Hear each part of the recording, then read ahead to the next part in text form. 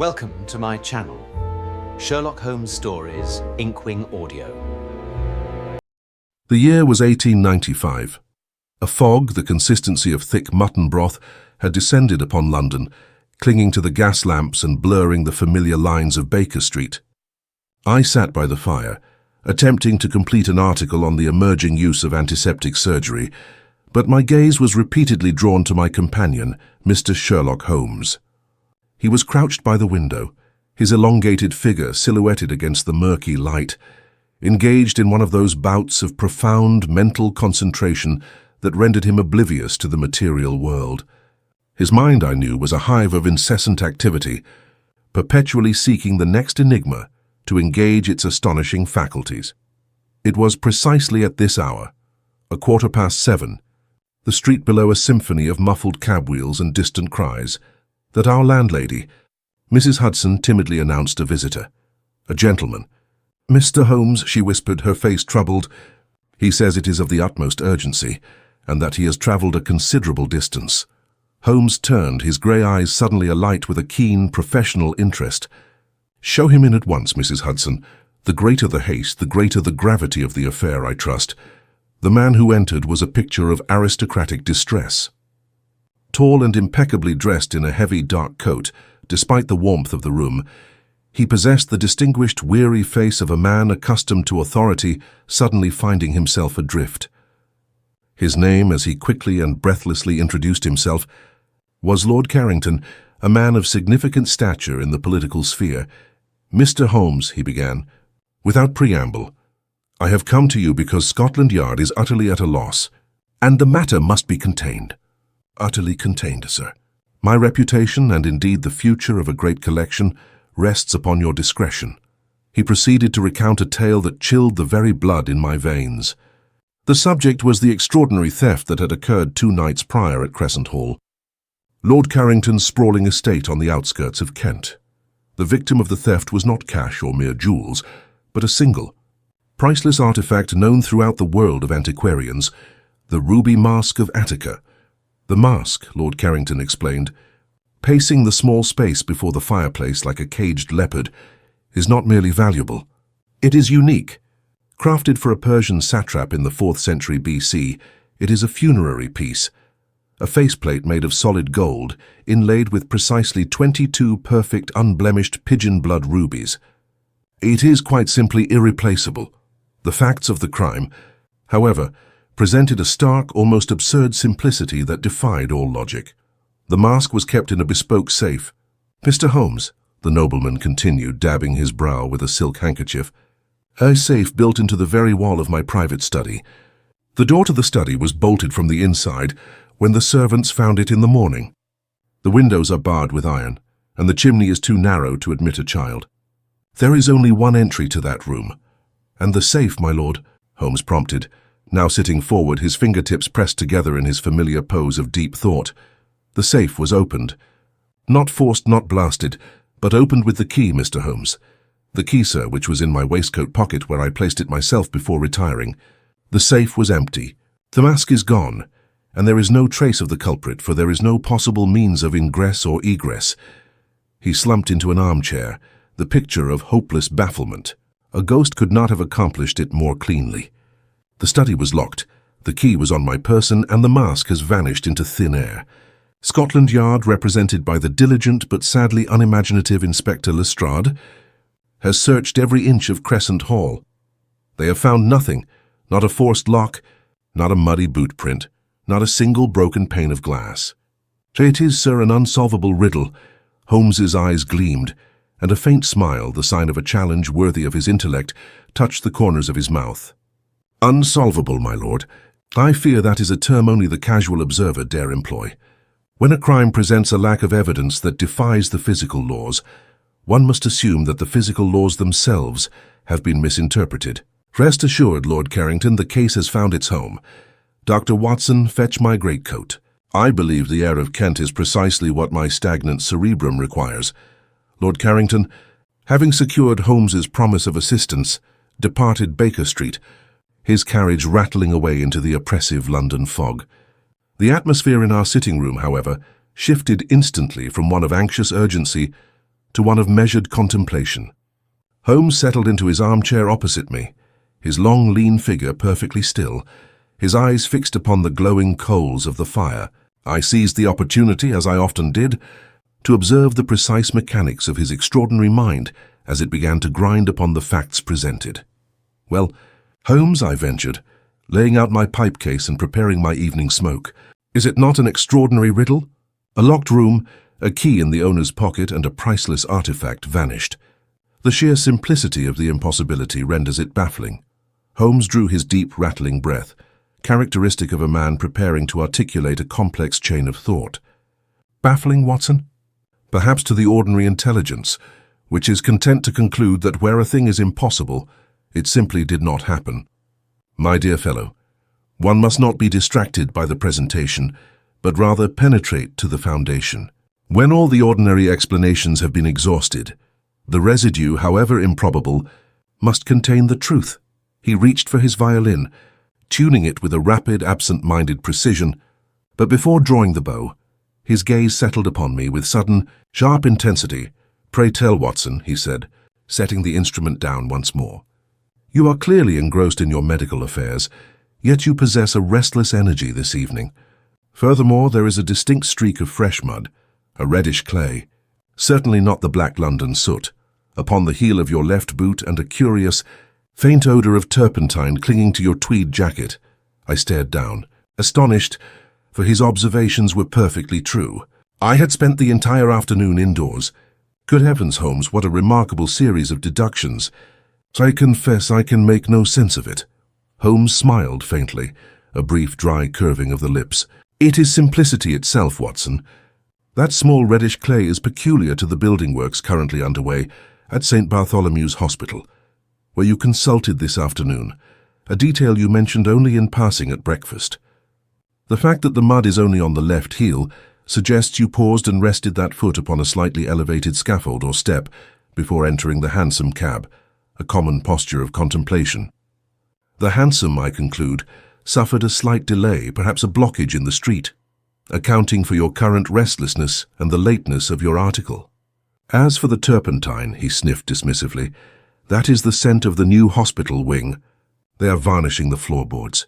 The smell clings to the rough fibers of tweed far longer than to the smoother surfaces of a frock coat. Elementary, truly," I murmured, a fresh wave of admiration washing over me. "Yet you infer all of this merely from a smudge of clay and a faint smell?" "It illustrates the principle, Watson," he said, picking up the Carrington case papers from the mantelpiece. "The grandest edifice of deception can often be exposed by the smallest particle of fact. Lord Carrington attempts to present us with an unbroken chain of security, locked door, secure windows, key in his pocket.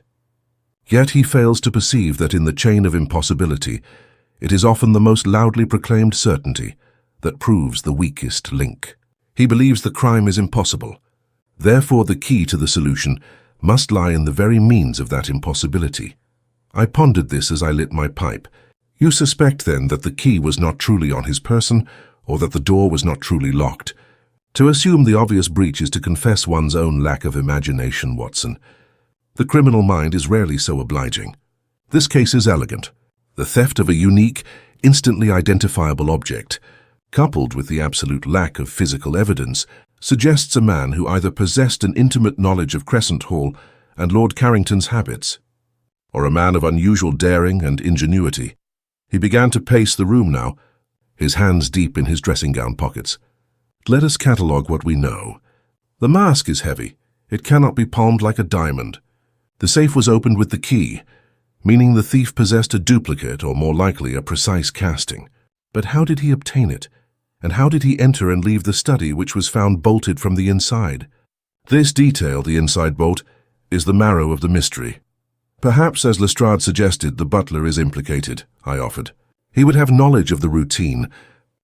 Holmes dismissed the idea with a wave of his hand. "Lestrade invariably suspects the man closest to the victim, a sad testament to his predictable methodology. We shall consider the butler, of course, but our focus must be the room itself. A study with barred windows, a narrow flue, and an interior bolt suggests either a hidden panel, an acrobat of impossible thinness, or a method of securing that bolt from the outside, after the culprit's exit. The latter is intellectually stimulating. He stopped pacing, his eyes alight with that peculiar cold fire of concentration. The ruby mask of Attica. The choice of object itself suggests a motive far beyond mere monetary gain, Watson. This is a grand performance, and I assure you, Lord Carrington's distress, while genuine, is complicated by some hidden anxiety regarding the provenance or security of the mask itself. We shall start by examining the scene of the crime and, more importantly, the character and habits of the owner. A man's possessions are a mirror to his soul, and the theft of such a trophy may reveal as much about the owner as it does the thief. He grabbed his deerstalker. "Come, Watson! The next train for Kent awaits. I have a profound belief that the secrets of Crescent Hall do not lie upon its surface.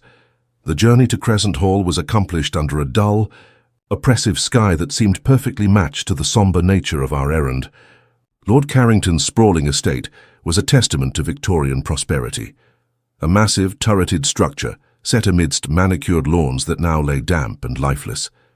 Inspector Lestrade of Scotland Yard, whom we found impatiently pacing the main hall, greeted us with his usual mixture of grudging respect and ill-concealed exasperation.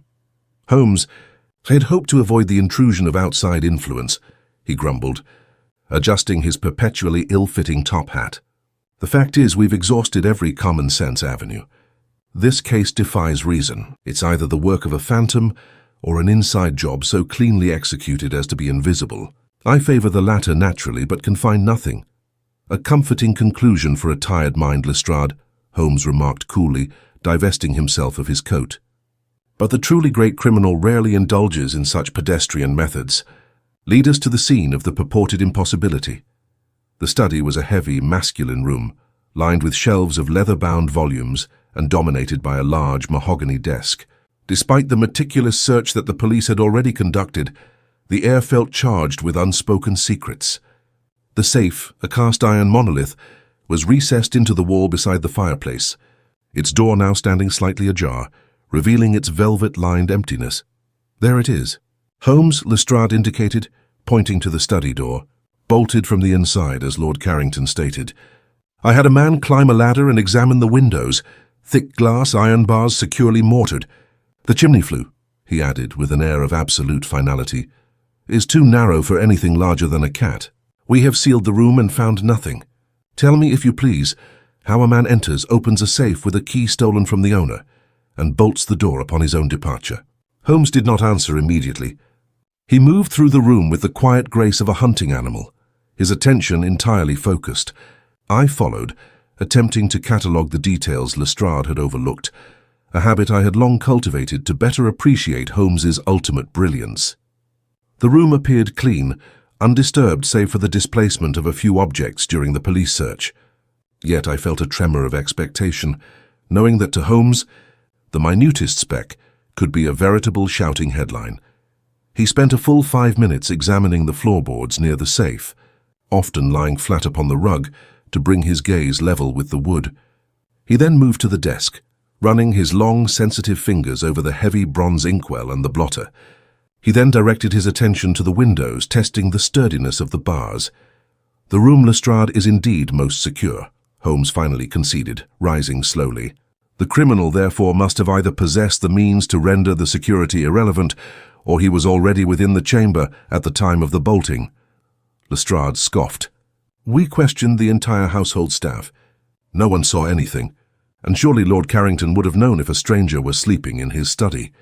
Holmes ignored him, turning his attention to the study door, which was still secured by a heavy brass bolt. He took out his powerful magnifying lens. He examined the brass of the bolt itself, then the wood surrounding the bolt hole, and finally the keyhole. "Watson," he murmured, without looking away from the door, "observe the keyhole. Do you note anything unusual about the scoring on the brass plate surrounding it?"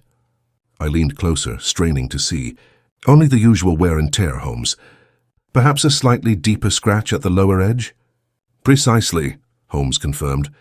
"A scratch too deep, too angular, and too fresh to be the simple product of years of use by a straight-backed key. It suggests a certain frantic haste, perhaps, or a key that was not inserted quite correctly. But more importantly, Watson, come here and feel the texture of this paint." He indicated a spot high up on the doorframe near the hinges, where the dark oak was painted white to match the architrave. I felt the surface. It was slightly tacky. Fresh paint, I announced. Applied within the last few days, certainly.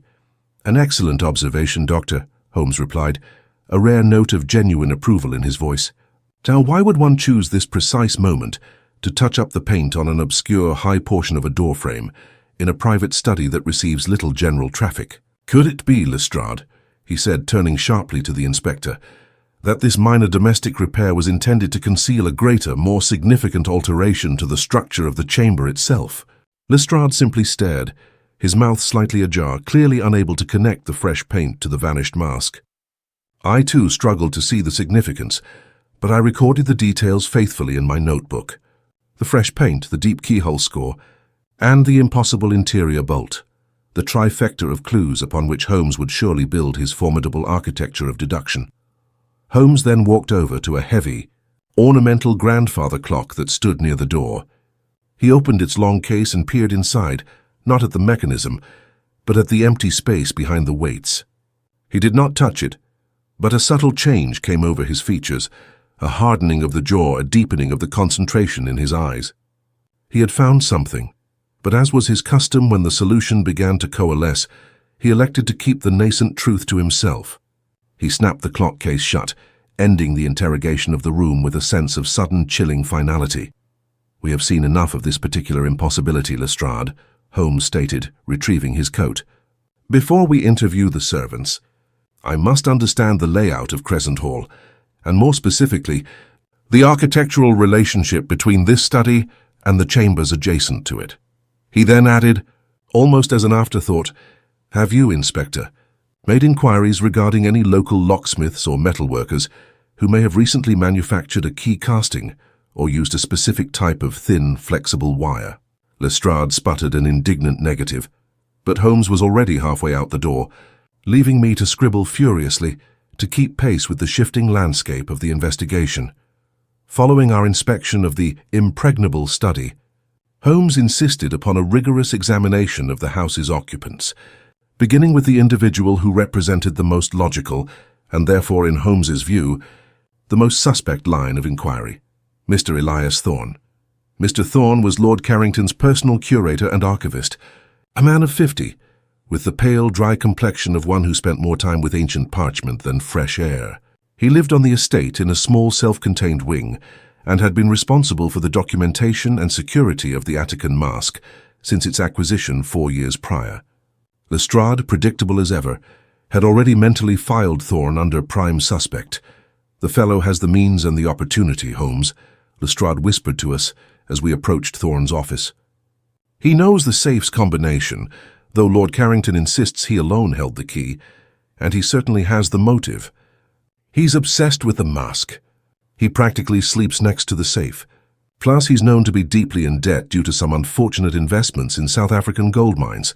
Motive, opportunity, and debt, Holmes murmured, a slight curl to his lip. A perfect triad for the unimaginative detective. Let us see if Mr. Thorne possesses the necessary fourth element, the audacity of genius. Mr. Thorne received us with a nervous formality. He spoke quickly, articulating his words with a precise, almost fragile enunciation. He expressed profound distress over the theft, describing the mask as a piece of the past, violently ripped from the world's custody. Holmes, meanwhile, made no direct accusation. He merely sat and observed, occasionally asking a seemingly irrelevant question. Tell me, Mr. Thorne, Holmes began, studying the curator's meticulously clean fingernails. How did Lord Carrington come by this magnificent artifact? Thorne cleared his throat. It was acquired through a private sale in Venice 4 years ago, Mr. Holmes. It belonged to an impoverished branch of the Contessa family. Lord Carrington paid a sum that strained even his formidable resources. It was a perilous acquisition, surrounded by rumor and shadow, but utterly legitimate in law. Shadow, you say? Holmes leaned forward slightly. Peculiar, considering its brilliance. And the safe key. Did you not, as curator, require access to verify its condition? Only Lord Carrington holds the primary key, Thorne insisted, his voice hardening slightly. I possess a backup key to the outer study door, as is necessary for my duties, but not the safe key. Never the safe key. And the combination for the safe is known only to Lord Carrington and myself. He changes it every year on his birthday. Holmes shifted his line of inquiry abruptly. You are clearly a man of fine artistic sensibilities, Mr. Thorne. Are there any other collectors in London who would go to extreme lengths, perhaps even criminal lengths, to possess such an iconic piece? Rival bidders from the Venetian transaction, perhaps? Thorne's eyes flickered, betraying a brief moment of intense internal debate. There was one, Mr. Holmes, a man named Count Silvani, a Florentine nobleman, now living quietly near Richmond, a formidable collector of Vatican pieces. He was the underbidder at the Venetian sale, and he did not take his defeat well. He is known for a passionate, almost fanatical desire for certain rarities. I received an anonymous offer 6 months ago, asking if I could facilitate the sale of the mask to an undisclosed buyer. An offer I immediately reported to Lord Carrington. An anonymous offer. Interesting, Holmes mused. But why would such a man risk public scandal for a piece he could not possibly display without immediate detection? The ruby mask is not intended for display, Mr. Holmes, Thorne said, a touch of reverence entering his voice. It is an obsession, a treasure to be owned and contemplated in solitude. Silvani is reputed to have a hidden private gallery for pieces he deems too ethereal for public scrutiny. This detail, the rival, jealous collector Count Silvani, provided Lestrade with the fresh scent of an outside villain, temporarily diverting his focus from the curator. It was a perfect misdirection, and I noted it down as such, sensing Holmes welcomed this diversion of the official gaze. We returned to the main hall. As we passed a tall, heavy coat rack, Holmes stopped. His eyes, following a rapid inspection, settled on a small dark speck caught in the wool of Mr. Thorne's coat, which was hanging on the peg closest to the front door. With a swift movement, Holmes extracted the speck, a tiny thread of stiff, dark material, and concealed it within his palm. He gave no sign of this action to Lestrade or myself. A moment later, he addressed Lestrade in a loud, clear voice. Lestrade, I believe your attention to the curator, Mr. Thorne, is entirely misplaced. The fact that the safe was opened by the original key strongly suggests the thief had time, knowledge, and perhaps even the direct complicity of the owner. Let us examine the possibility of an elaborate insurance fraud by Lord Carrington himself. If the key was on his person, and the room was locked from within, suspicion must fall, however reluctantly, upon the man who stood to gain most from its disappearance, the owner. Lestrade balked at the idea of accusing an influential nobleman, but the logical structure of Holmes's statement was irrefutable. I, however, knew better. Holmes was deploying a strategic lie, a false lead designed to draw the official investigation away from the truth he was rapidly closing in upon. His quick, silent acquisition of the thread, coupled with his immediate dismissal of the obvious suspect, told me that Elias Thorne, the curator, was not yet exonerated, but that the true complexity of the case lay elsewhere. We were being intentionally led down the path of the wealthy collector, Count Silvani. While Holmes pursued the subtle evidence of the secret clue he now held in his hand, the remainder of the day was spent in what I considered a frustrating and circular pursuit, largely dictated by Lestrade's sudden, invigorated interest in Count Silvani. The inspector, relieved to have a known collector of dubious reputation to pursue, dispatched telegrams and assigned constables to the surveillance of the Florentine's Richmond residence. Holmes offered no resistance to this course of action. Indeed, he seemed actively encouraging of the detour, though his mind was evidently elsewhere. We returned to Baker Street late that evening, the heavy, clammy fog having worsened the journey. Holmes retreated immediately to the sitting room, pulling down the blinds and lighting a single harsh gas jet over his chemical table. I knew this ritual well. It meant the commencement of private work, the application of cold science to the warm, confusing chaos of human affairs. Watson, he said, as I attempted to warm my stiff fingers by the fire, you may indulge in your articles this evening. I require absolute silence, save for the occasional squeak of my crucible. He produced the tiny, dark thread he had taken from Mr. Thorne's coat at Crescent Hall. Under the focused glare of the gaslight, Holmes subjected the fibre to a series of tests, which I watched with the fascinated incomprehension of a layman. He examined it first under a powerful microscope, then treated it with various weak acids and solvents. noting the reaction with meticulous care in a small, leather-bound book. The silence in the room was profound, broken only by the scratching of Holmes' pen and the faint rhythmic bubbling of a glass beaker. The atmosphere was taut with professional concentration.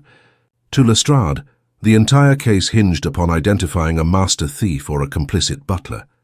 To Holmes, the fate of the priceless ruby mask rested upon the specific properties of a single, nearly invisible strand of material. Finally, after nearly an hour of intense, silent analysis, Holmes leaned back, a look of profound satisfaction animating his sharp features. The thread, now resting upon a slip of clean paper, appeared black and stiff, almost like hardened silk. The case is not quite solved, Watson, he announced, drawing deeply upon his pipe. But the entire structure of the impossibility has been compromised. That is the necessary first step. And the thread, Holmes? I prompted eagerly. What does it tell you? It tells us much of the gentleman's recent activities and nothing of the common criminal, he replied. This is not common clothing material, Doctor. Note its stiffness and density. It resists acid and retains its shape perfectly under pressure. It is, in fact, horsehair, Watson. Specifically, the finest quality of black horsehair, such as one finds not in a stable, but in the manufacture of highly specialized items. I frowned, trying to connect a piece of horsehair, presumably from the curator's coat, to the vanished mask and the locked study, from a piece of furniture, perhaps. An antique chair, too coarse for upholstery of this quality, Holmes countered, shaking his head. Look closer, at the minute curve of the strand. Observe the resinous residue adhering to it, a sticky substance, neither mud nor oil, which resisted several common solvents. My conclusion, which I shall hold provisionally, is that this fiber did not originate from Mr. Thorne's domestic environment at all, but rather from the specialized insulated cord of a bow instrument, such as a cello or a double bass. A musician, I exclaimed. But Thorne showed no sign of musical inclination, and why would a musician's coat be hanging by the main door in Crescent Hall? The music is a diversion, Watson. The instrument itself is the key. Horsehair is an extremely poor conductor of electricity, and the finest quality, when woven, is exceedingly strong and flexible. It is employed in areas requiring both tension and insulation. But its presence on the curator's coat is utterly damning, for it connects him directly not to a musical instrument, but to the area around the study. He then revealed the subtle but crucial significance of his other finding at the Hall, the grandfather clock. Recall, Doctor, the sticky patch of fresh paint on the doorframe, and the scratch on the key plate. And now consider the grandfather clock, which stands adjacent to the study door. I did not touch it, but I saw what I needed to see. The space behind the heavy brass weights was too large, Watson. The clock's inner cavity had been adapted, and if one had a long, stiff yet flexible tool, perhaps a thin, metal flute case, a common item among professional musicians, and affixed to its tip a woven loop of highly tensile, non-conductive horsehair cord, one could accomplish a remarkable feat. I stared at him, the full audacity of the deduction dawning upon me. You mean the bolt? Precisely, Holmes confirmed, his eyes alight with triumph. The inner bolt of the study door was not secured by the culprit's hands, but by his ingeniously manipulated instrument. He leaves the room, securing the door behind him by manipulating the bolt from the other side, through the tiny, barely visible space where the door meets the jamb, using the stiff horsehair loop to slide the brass pin home. The sticky paint was a deliberate mechanism to help the loop catch the brass bolt and slide it smoothly. The fiber on Thorne's coat places him, or someone he is covering for, directly in contact with this device. The entire impossibility of the locked room dissolved. The crime was not impossible, merely brilliantly engineered, and the key to the solution did not lie with the owner's key, or the rival collector, but in the subtle connection between a curator, a clock, and a single strand of horsehair. The elegant simplicity of the deception was breathtaking. The next morning broke cold and grey, finding Holmes immersed not in the Carrington case files, but in a volume on ancient Persian decorative arts. He maintained his curious silence regarding the horsehair fiber and the method of the bolt's manipulation, knowing that to disclose his findings now would be to prematurely tip his hand to the perpetrator, should they be observing our movements. Lestrade, meanwhile, contacted us via telegram, his excitement palpable even through the terse message. Count Silvani was under intense scrutiny, and the police were preparing for a raid on his Richmond property, convinced they would find the stolen mask.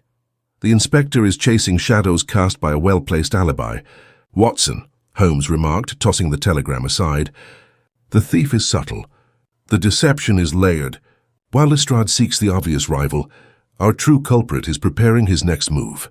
The horsehair was the truth, but the theft of the mask was only the opening movement of a far larger performance. Just as Holmes was about to elaborate on this cryptic thought, a sharp, authoritative knock sounded on our door. It was Lord Carrington returned to Baker Street, but this time his distress had escalated from anxious fear to outright terror. His usual aristocratic composure was entirely shattered. His face was ashen, and his hands trembled visibly. "Holmes, you must come at once. It has happened again, and this time it is far worse," he gasped, collapsing into the nearest chair. "Worse than the loss of an irreplaceable antiquity, my lord?" Holmes inquired, his voice calm and steady, injecting a much-needed stability into the room. "Yes, far worse. It is the very stability of my house, my life. My wife, Lady Carrington, she has been threatened. This morning she received a parcel at the Hall. Inside was not a demand for ransom, nor a threat of violence, but something infinitely more cruel and calculated." Lord Carrington fumbled inside his coat and produced a small, silver-lidded presentation box. Holmes opened it instantly, and I peered over his shoulder. Inside lay a single meticulously carved jade miniature, a mask fashioned not in gold and rubies, but in the pale green stone. But what was truly disturbing was its placement. The jade mask was fixed upon a base of dark, polished wood, and upon the base, pinned with a silver tack, was a small, handwritten note. The note, penned in an elegant, spidery script, contained only 2 words: the price.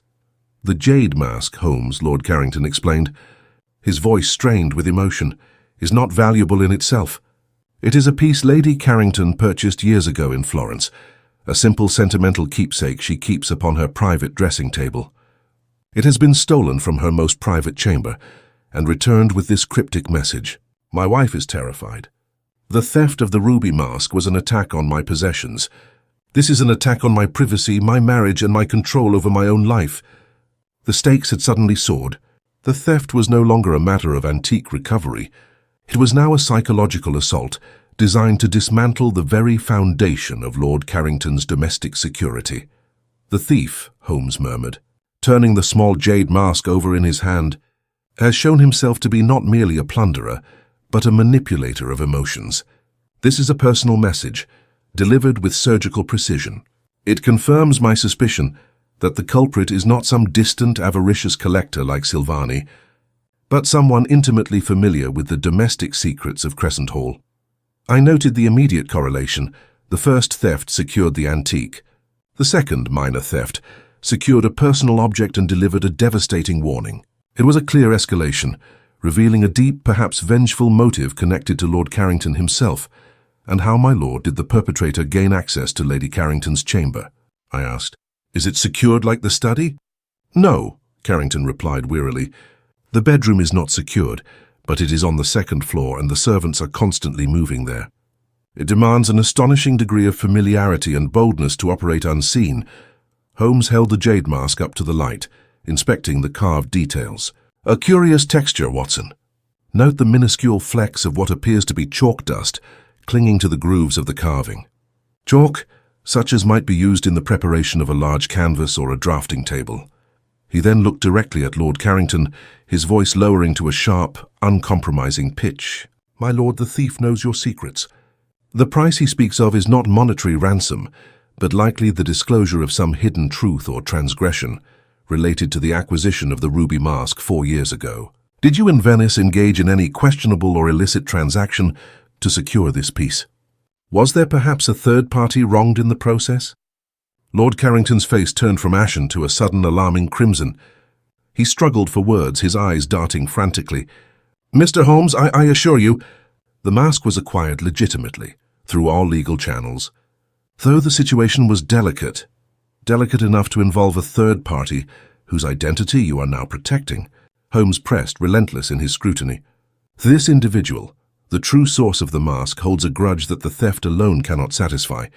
He seeks to destroy your reputation, not merely relieve you of a possession. Tell me, Lord Carrington, who is the person in your household who would have the most detailed knowledge of your private affairs, your wife's possessions, and the true complicated history of the ruby mask's acquisition? He did not wait for an answer. The evidence of the chalk dust, the vengeful motive, and the perfect access combined to form a single, terrifying conclusion that pointed back, inexorably, to the one man Lestrade was so eager to dismiss. The rising stakes had confirmed Holmes's quiet suspicions from the beginning. Holmes listened patiently to Lord Carrington's frantic excuses regarding the delicacy of the Venetian acquisition, extracting only the bare minimum of admission. There had been a sensitive, non-monetary agreement made with the true seller, an artist of minor repute who believed he was being cheated of his heritage. This artist, Holmes deduced, was the current perpetrator. Lord Carrington was dismissed with instructions to inform Lestrade that the investigation was shifting back to the Hall, away from the dead end of Count Silvani. Holmes gave no reason for this sudden shift, which he knew would only infuriate the inspector. "The time for conjecture is over, Watson," Holmes declared, pulling on his Inverness cape with a decisive snap. "The perpetrator, this vengeful artist whom I strongly suspect is acting through Mr. Thorne, is now in an escalated and dangerously emotional state. The second theft was a declaration of war. We must therefore set a trap before he strikes again, and we must do so tonight." "And what form will this trap take, Holmes?" I asked, gathering my medical bag, feeling the familiar thrill of an impending confrontation. "It must be simple, inescapable, and tailored precisely to the culprit's known methods and motives," he explained, as we hurried back through the murky streets toward the railway station. "We know the individual has an intimate knowledge of the house, an aptitude for mechanical deception, the horsehair and the bolt manipulation, and a deep-seated desire to expose Lord Carrington's deceit regarding the mask's origin. Therefore, we shall use the illusion of the mask's return as bait." Upon reaching Crescent Hall, Holmes bypassed the main contingent of police, who were still fixated on Silvani, and went directly to the empty study. He immediately sought out the heavy grandfather clock by the door, the same one he had briefly inspected before. "Lestrade's preoccupation has allowed us the necessary freedom to operate," Holmes muttered. "Now observe, Watson, the true purpose of this clock." He instructed two of the hall's most trusted footmen, under the watchful but confused eye of the returning Lord Carrington, to move the massive clock away from the wall. Behind it, precisely as Holmes had deduced, the skirting board was marked by faint circular scratches in the dust, and the wallpaper was slightly warped. "Note the marks, Watson. They indicate that this clock is not merely ornamental, but has been moved often and recently. Why?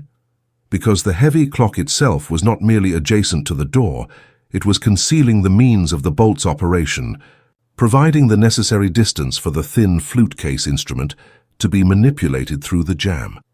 Holmes then produced from his bag a substitute item, a piece of brass heavily worked to resemble the original mask's case, which he had procured during our swift trip back. It was not a true forgery, but a convincing facsimile sufficient for his purpose. "We shall replace the ruby mask," Holmes announced. "Tonight, the culprit will be lured by the notion that the artifact they risked everything for is back in its vault. But the true trap lies not in the safe, but in the cabinet adjacent to the study, which shares a wall with Mr. Thorne's archival office. This cabinet was a locked mahogany piece used for storing antique maps."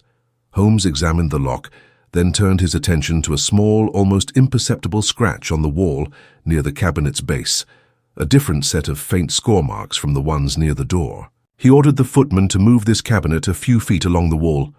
"This is the heart of the deception, Watson," Holmes whispered, his eyes gleaming in the dim light.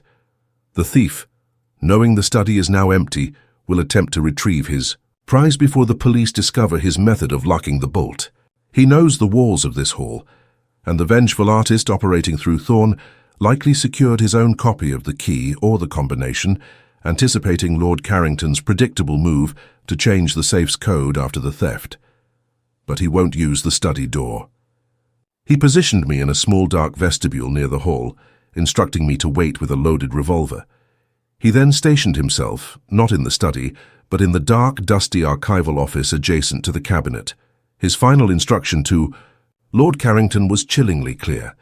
The safe must be left unlocked, with the false ruby mask facsimile placed visibly inside, and the alarm system to the study itself must be entirely disengaged. The perpetrator believes he is operating in perfect secrecy, Holmes explained to me moments before retreating to his vantage point. He has already used the locked room trick once.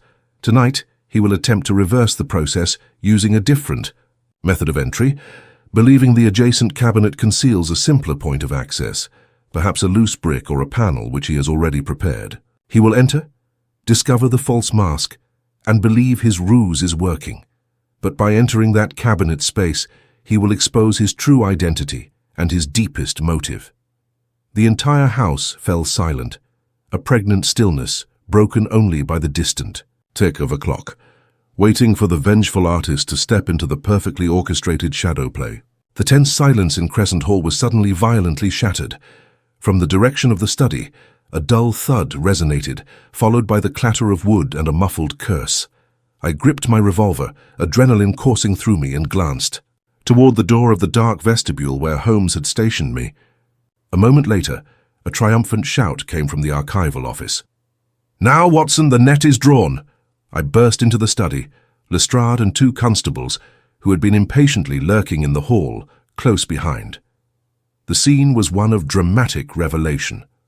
The mahogany cabinet, which Holmes had instructed the footman to move, now stood slightly askew.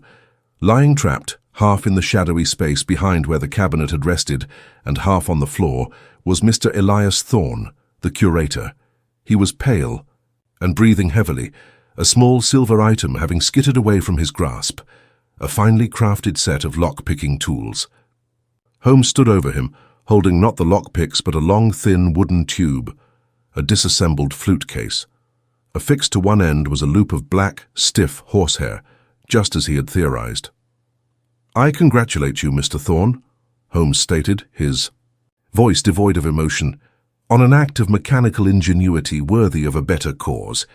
You fell for the most simple of traps, the lure of the recovered prize coupled with the confidence that your methods were undiscovered." Lestrade, dumbfounded, stared from the trapped curator to the flute case. "Thorne, but I thought we were looking for Silvani, the rival collector. And how on earth did he get into the study, and why was he behind the cabinet?" Holmes gestured toward the wall space where Thorne had been trapped. "Observe, Lestrade. The cabinet, which appeared to be innocuously stored against the wall, was merely concealing an expertly disguised access panel. This was not the original way of ingress, but the one Mr. Thorne intended to use for the second phase of his plan, the subtle return of the mask and the subsequent framing of Lord Carrington for insurance fraud. Thorne has been preparing this hidden point of entry for weeks, hence the circular scratches on the floor and the faint recent work on the plaster behind the skirting board. He then began his precise, methodical explanation, dismantling the unsolvable riddle clue by clue. The initial theft, the disappearance of the ruby mask, was accomplished entirely by manipulating the elements of security. First, the key. Mr. Thorne, as curator, required regular access to the safe combination. He acquired a perfect wax impression of the safe key from Lord Carrington's coat, a simple matter while assisting his lord with dressing, and had an illicit duplicate fashioned. The deeper scratch on the key plate was made by this slightly imperfect casting used once to open the safe. "But the locked door," Lestrade interjected, still fixated on the initial, seemingly impossible fact. "The door was secured after Mr. Thorne exited the study, not before or by an accomplice," Holmes explained, holding up the flute case. "The horsehair fiber I retrieved from his coat was the clue to his method. This rigid flute case, used as a mechanical extension, allowed him, after leaving the room and quietly closing the door, to feed the fine, strong loop of horsehair through the minute gap in the jamb. With the skill of a watchmaker, he slid the loop over the brass bolt pin and gently drew it across, securing the bolt from the outside. The tacky, fresh paint near the hinge was his simple, brilliant mechanism to ensure the loop did not slip prematurely. The whole construction of the locked room dissolved under the weight of this intricate explanation, rewarding the close attention to detail I had struggled to record. But why this elaborate ruse? I asked. If he had access, why not simply take the mask and flee? Thorne, defeated, finally spoke, his voice a dry whisper. Because I did not want the mask, Doctor. I wanted justice. The mask was not Lord Carrington's to buy. It was created by my great-grandfather, a renowned sculptor and artist in Athens, and it was illegally seized by the Contessa family during a period of upheaval. My family has been searching for it for generations. When Carrington acquired it, he promised my immediate family a substantial annuity for relinquishing our historical claim. He never paid a penny. He merely sought to silence us. Holmes nodded gravely. The second theft, the jade mask with the note, confirms this. The chalk dust I found on the jade miniature, Watson, was crucial. It is a specific grade of chalk used for large-scale artistic drafting, placing the culprit squarely in an environment of detailed artwork and architectural planning. Mr. Thorne's profession as curator was merely a cover. His true passion and the source of his vengeance was the restoration of his family's artistic honor. His plan, Holmes concluded, was to steal the mask, wait for the insurance claim to be filed, and then, using his engineered secret panel, return the mask perfectly intact, making it appear that Lord Carrington himself had engineered the disappearance. A double vengeance. The return of the jade mask was merely a psychological pressure point to force the claim to move forward swiftly. He intended to expose Lord Carrington as a thief and a cheat, using the mask as his evidence. Thorne lowered his head in silent acknowledgement of the meticulous reconstruction of his crime. The genius of the deception was matched only by the brilliance of the counter-deduction. The moment of revelation hung heavy in the air. Elias Thorne, caught in the throes of his magnificent, calculated downfall, made no attempt to resist the constables who now moved to secure him. His defiance, which had fueled the complexity of his crime, had evaporated, replaced by the grim satisfaction of a man whose terrible secret was finally exposed. Lord Carrington, emerging from the study door, looked upon his former curator not with fury, but with a debilitating shame. The truth, revealed with Holmes' surgical precision, had stripped away not only the mystery of the mask's disappearance, but also the nobleman's veneer of flawless respectability. "The man is a common thief, Holmes," Lestrade declared, attempting to salvage some sense of control over a case that had spiraled wildly beyond his grasp. "He must be charged immediately with larceny, breaking and entering, and conspiracy to commit fraud." "Hold, Lestrade," Holmes commanded, his tone sharp. "The legal ramifications are the province of the magistrate, but the motivation is the province of truth. Mr. Thorne did not steal for profit. He stole for lineage.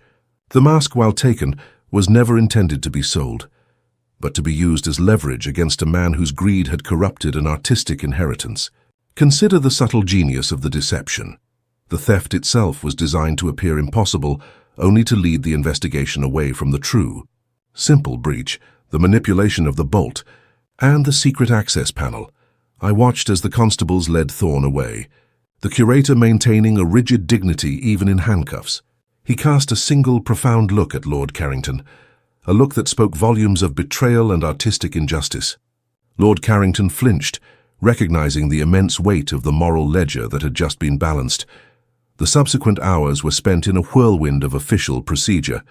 Lestrade, thoroughly humiliated but attempting to save face, was forced to recall his men from Richmond, abandoning the futile pursuit of the innocent Count Silvani. Holmes, with his characteristic lack of theatricality after a triumph, merely sat by the empty safe, meticulously cleaning his hands with a strong antiseptic solution, dismissing the filth of human deception. "It is a tragedy, Holmes," I mused. Once the noise had subsided, and we were left alone in the cold study awaiting the final formalities. A man of such intellect, reduced to criminality by a sense of righteous indignation, had Lord Carrington simply honored his initial promise to the Thorne family, none of this intricate web of deception would have been spun. "Precisely, Watson," Holmes agreed, sighing deeply, a rare expression of weariness upon his face. "The greatest crimes are often born not of necessity, but of broken promises and wounded pride. Thorne's method was magnificent, but his motive was fatally sentimental.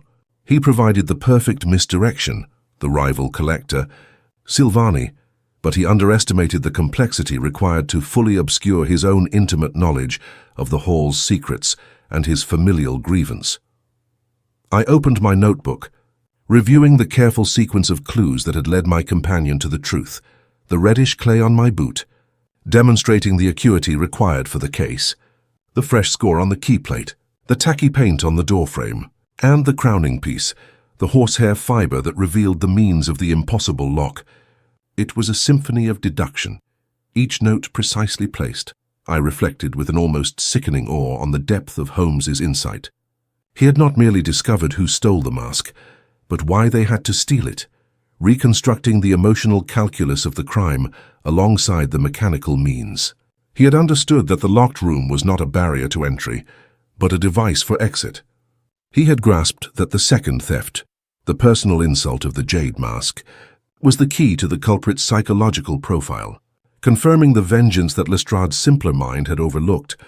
The most astonishing insight, to my mind, was the instantaneous leap from the horsehair, which any other man might dismiss as simple refuse, to the specific use of a non-conductive, tensile material required to slide the bolt. It was this ability to see the instructional value in the minutiae, to translate a speck of evidence into a complex mechanical theory that continually elevated Holmes beyond the realm of common mortals. Lord Carrington re-entered the study, his features now haggard with relief and moral exhaustion. "The mask is recoverable, Mr. Holmes," he said quietly. Thorne confessed to concealing it in a false panel in his office wall. "I am indebted to you beyond measure. Your indebtedness, my lord, is owed not to me, but perhaps to your own conscience," Holmes returned, his voice dry and cutting. "The greatest service you can render to the law is to honor the terms of the original agreement you made with the Thorne family. Otherwise, I fear the ruby mask of Attica will continue to exact a price far greater than its monetary value." The nobleman paled, comprehending the veiled threat of public exposure. He nodded solemnly, accepting the moral imperative. The case was formally closed, the brilliance of the solution tainted by the unfortunate necessity of the crime. The air of high drama at Crescent Hall gradually dissipated as the night wore on, leaving behind only the cold ashes of Lord Carrington's reputation and the clinical fact of a solved case. By the time we were comfortably settled in the railway carriage for the return journey to London, the fog outside had begun to lift, mirroring the clearing of the intricate puzzle that had occupied our thoughts. Holmes leaned back, his long figure relaxed, a state he only achieved after the total exertion of his formidable mental powers. I spent the initial part of the journey reviewing my notes, attempting to synthesize the various threads, the horsehair, the flute case, the fresh paint, and the chalk dust, into a cohesive narrative for my own journal. I found myself still marveling at the elegance of the solution, which had hinged entirely upon the successful manipulation of the impossible exit. "It is truly a marvel," Holmes, I confessed, unable to keep the admiration from my voice. The sheer audacity of Mr. Thorne's method, to use the very security of the room as a cloak for his egress, and to employ an ordinary object like a flute case for such a complex mechanical task. It speaks volumes of the human capacity for ingenious vengeance. Holmes opened one eye, regarding me with a look of detached amusement.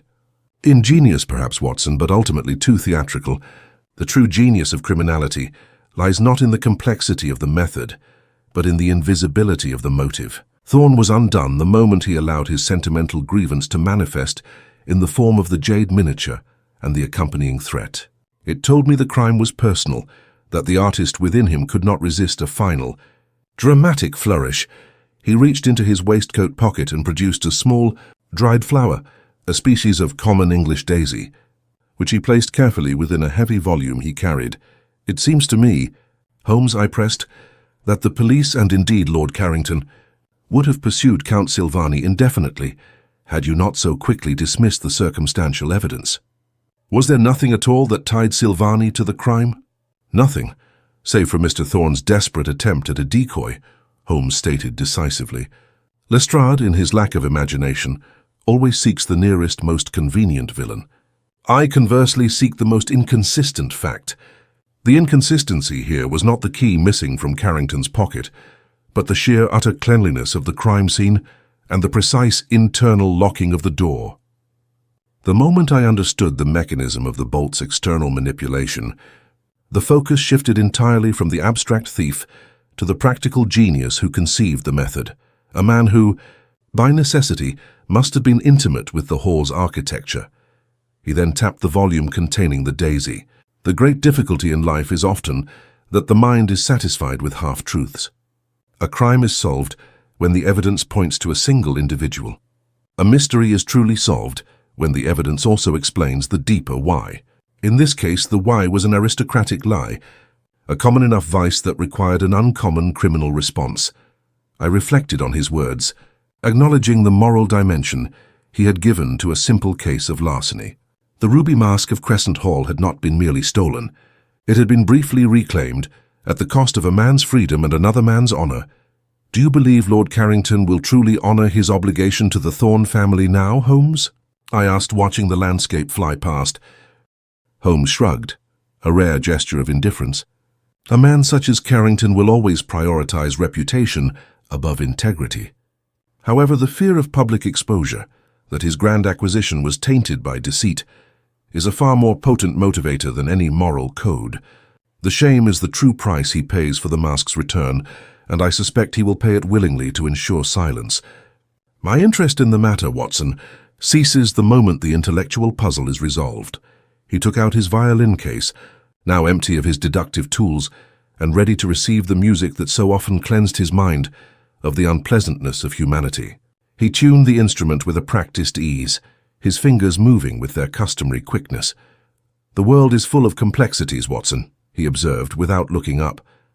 "And the human heart, filled with its petty jealousies and grand ambitions, provides endless material. We have solved one miniature drama in Kent. Now I suggest we return to the infinite drama of London." I perceived through the lifting fog a distinct smudge of soot upon the glass of a passing hansom cab, a smudge which suggests a driver recently returned from the docks, having transported a cargo likely contraband. A new problem, perhaps, is already waiting. The sound of his violin filled the carriage, a poignant, complex melody that seemed to dismiss the elaborate deception of Crescent Hall as mere exercise, affirming his perpetual readiness for the next challenge.